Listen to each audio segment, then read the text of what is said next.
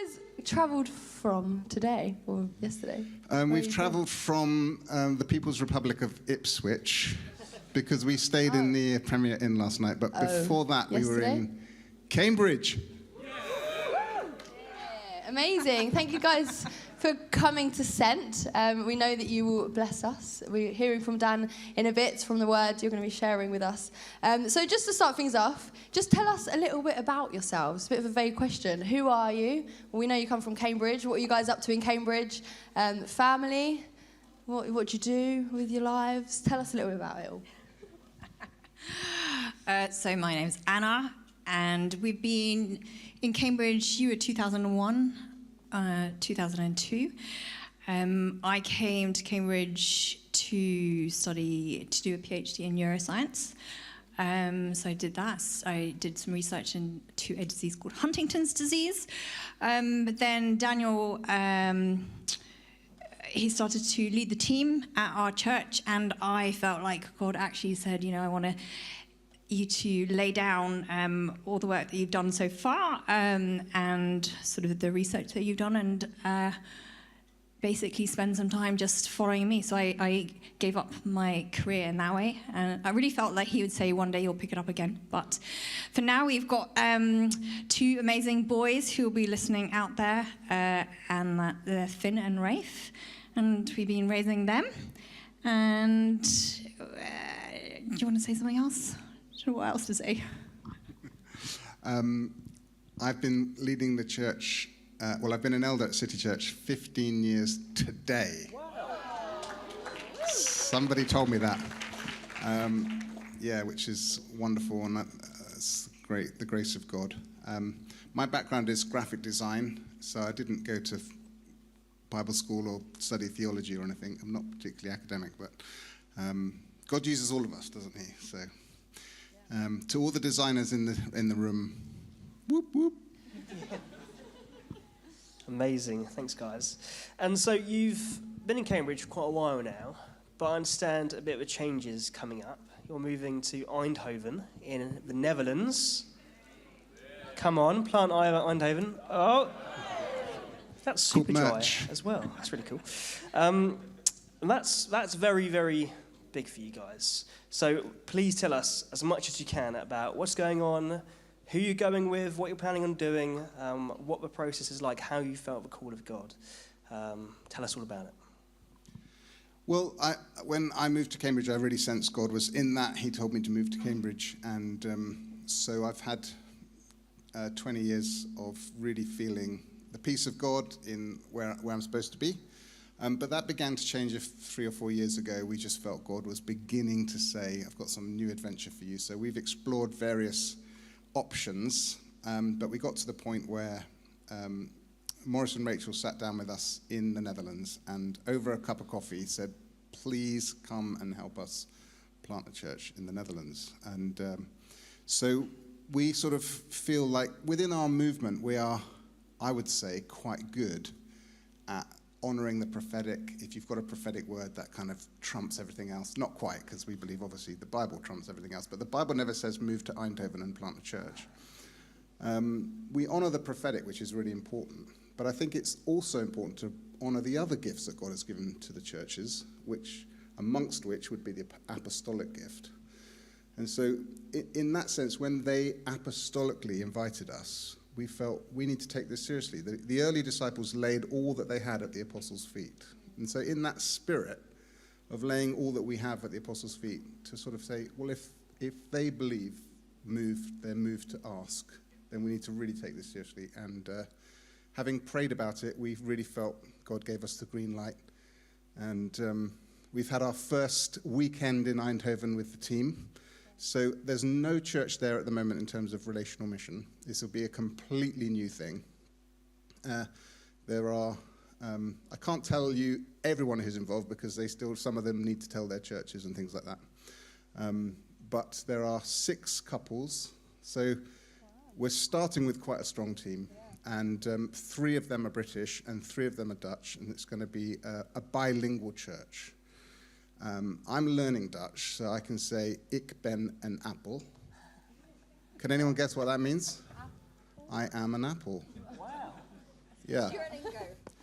Duolingo teaches you things that don't make sense, to make you look stupid in that place. I think that's what it's for. Do you want to add anything? No.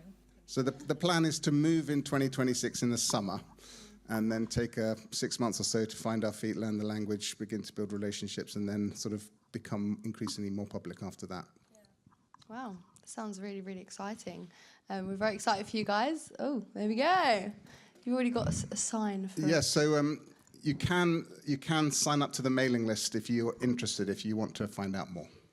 Amazing. Do that. That would be cool. So just wondering, how long have you guys been Christians for? I don't feel like I ever have known a time where I've not known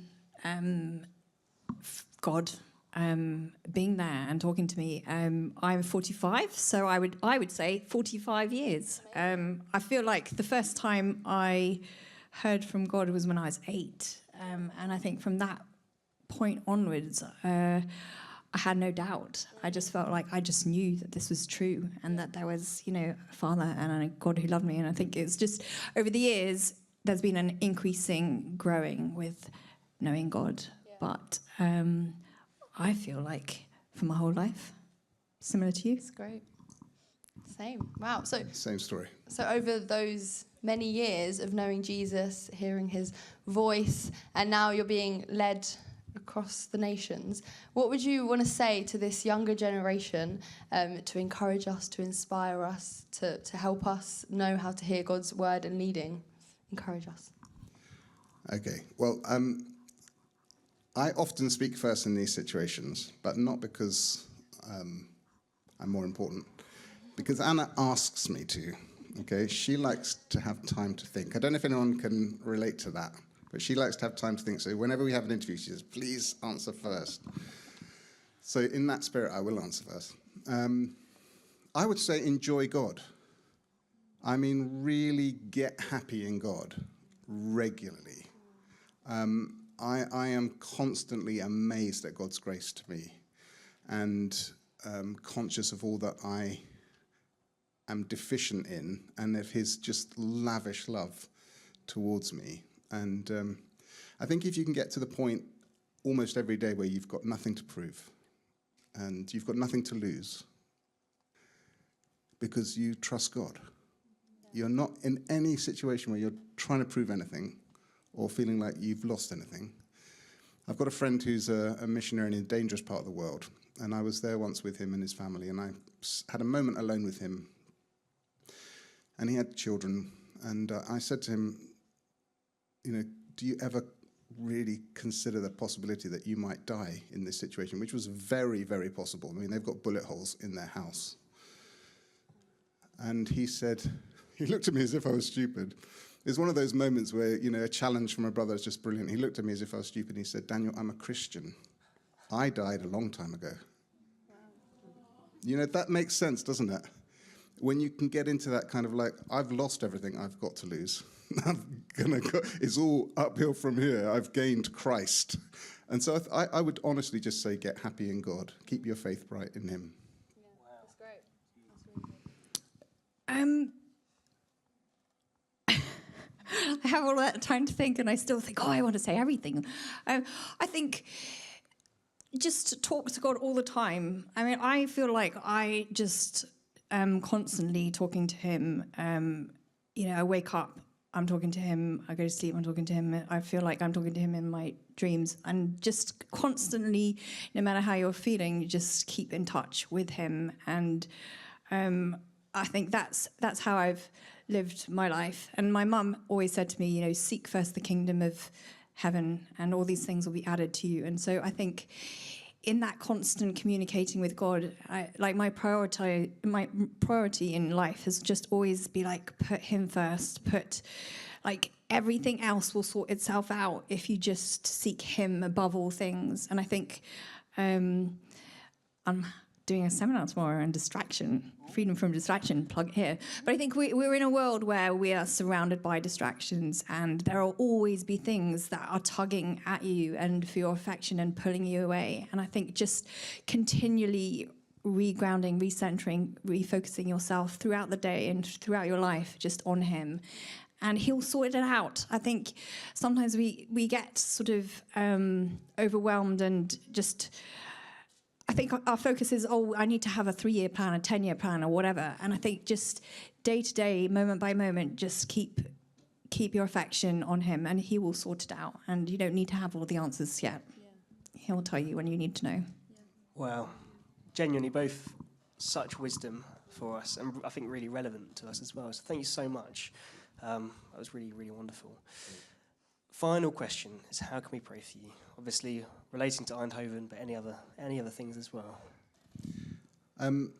Having been there with the team for the weekend, I think one of the things that's obvious is that it will be really important that we have translators. So please pray for translators. So the English people are all on Duolingo trying to learn Dutch, and the Dutch people are all, although they're streets ahead of us, and most people are pretty good at English. It's different between being pretty good and being so fluent that you can translate somebody instantly. And so to plant a church in a city which is about 45% not Dutch, there's a massive immigrant population in Eindhoven. We'll need translators and we'll need friends. I want friends. My wife wants friends. My boys want friends. Other families that are joining us want friends. And, you know, you can take that for granted when you've grown up in a place. You've got people that you've known all your life, maybe. We'll be all new. All of us will be new. So I think translators and friends will be the two really important things. Amazing. Anna, any prayer points to add?